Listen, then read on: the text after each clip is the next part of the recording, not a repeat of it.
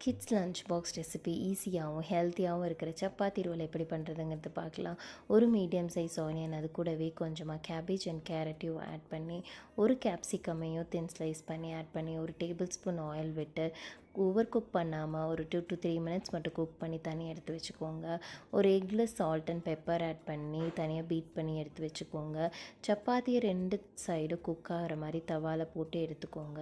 அதுக்கப்புறமா நம்ம பீட் பண்ணி வச்சுருக்கிற எக்கை தவாவில் சேர்த்து நல்லா ஸ்ப்ரெட் பண்ணதுக்கப்புறமா நம்ம வேக வச்ச சப்பாத்தி இதில் சேர்த்துட்டு 2 சைடு குக் ஆகிற மாதிரி பார்த்து தனியாக எடுத்து வச்சுக்கோங்க. நான் மைனீஸ் ரெசிபி இதில் ஸ்ப்ரெட் பண்ணுறதுக்கு ஆல்ரெடி ஷேர் பண்ணியிருக்கேன், அதையும் திருப்பியும் சொல்கிறேன். 2 பாயில் எக் மிக்ஸி ஜாரில் ஆட் பண்ணிவிட்டு அது கூடவே சால்ட், பெப்பர், சுகர் எல்லாத்தையும் ஆட் பண்ணிக்கோங்க. 1/2 டீஸ்பூன் அளவுக்கு கீயும் ஆட் பண்ணிவிட்டு 2 பல் பூண்டு, கொஞ்சமாக லெமன் சேர்த்து தனியாக அடித்து எடுத்து வச்சுக்கோங்க.